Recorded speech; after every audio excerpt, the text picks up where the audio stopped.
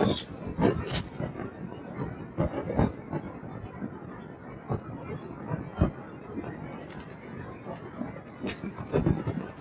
10 का प्रश्नावली 3B लघु उत्तरी प्रश्न है।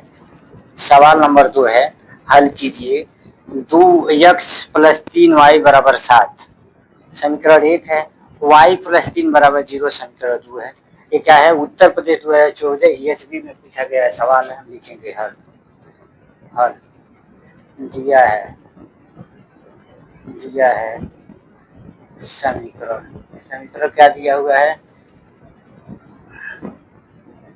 2x + 3y = 7। हम समीकरण 1 मान लेते हैं।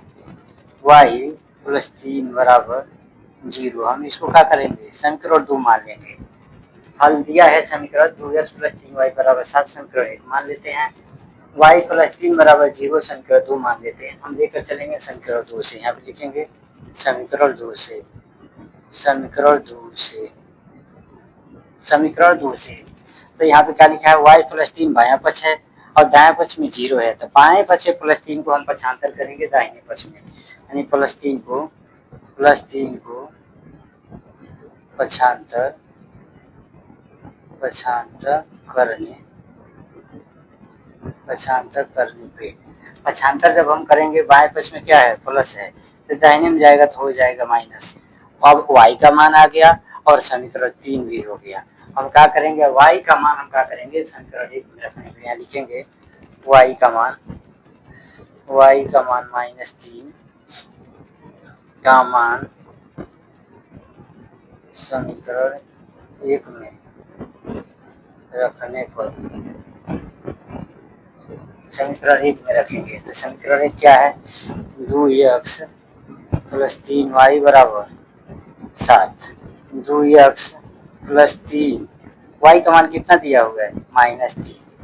-3 को हम कोष्टक में बंद कर देंगे बराबर 7। 2x प्लस 3 गुणे -3 = 7 है। तो पहले नंबर प्लस माइनस का गुणा होता है, प्लस और माइनस गुणा होगा तो माइनस हो जाएगा। 3 3 का 9 = 7, यानी 2x - 9 = 7 है। 2x - 9 बायां पक्ष है, बराबर 7 का है दाहिना पक्ष है। तो बाएं पक्ष में -9 को हम पक्षांतर करेंगे दाहिने में तो हो जाएगा +9 को पक्षांतर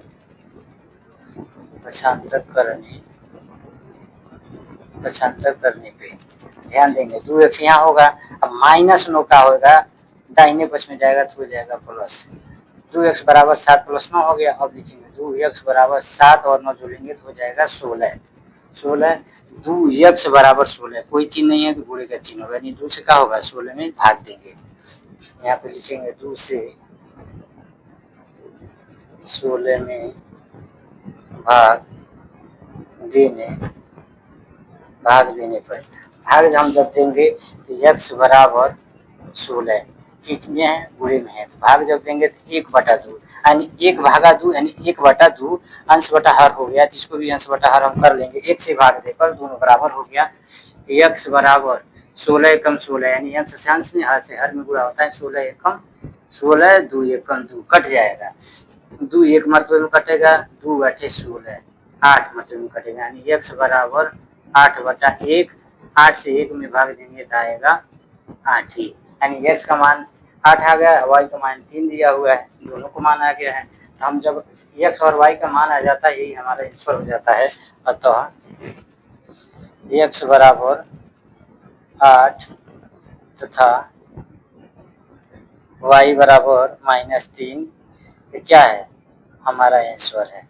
हमारा आंसर आ गया। y का मान आया है, y = -3, y का मान 3 आया है, x का मान 8 आया है। जब तो हम चेक करेंगे 2x + 3y = 7 समीकरण हमारा, यानी 2x + 3y = 7 हमारा समीकरण बराबर है कि नहीं, संतुलित है कि नहीं। दूसरा है y + 3 = 0 है कि नहीं। तो हम टेस्ट करते हैं, टेस्ट लिखेंगे, टेस्ट परीक्षा करेंगे, टेस्ट दोनों सवाल को लिख लेंगे। दूसरा है y + 3 = 0। पहला है 2x + 3y = 7। अब ध्यान देंगे 2x का मान कितना है? 8 प्लस 3, y का मान कितना है? -3 = 7।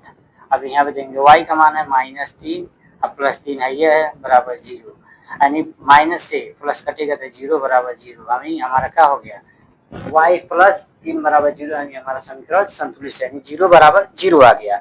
8 दूना 16, अब प्लस माइनस से चिन्ह पहले हो जाएगा गुणा, प्लस माइनस गुणा होगा तो माइनस, 3 3 का 9 बराबर 16, 16 में से 9 गया 7 बचेगा, यानी 7 बराबर 7, यानी हमारा समीकरण 2x प्लस 3y बराबर 7, यानी 7 बराबर 7 है, y प्लस 3 बराबर 0, यानी हमारा समीकरण सही है। यही हमारा आंसर होता है।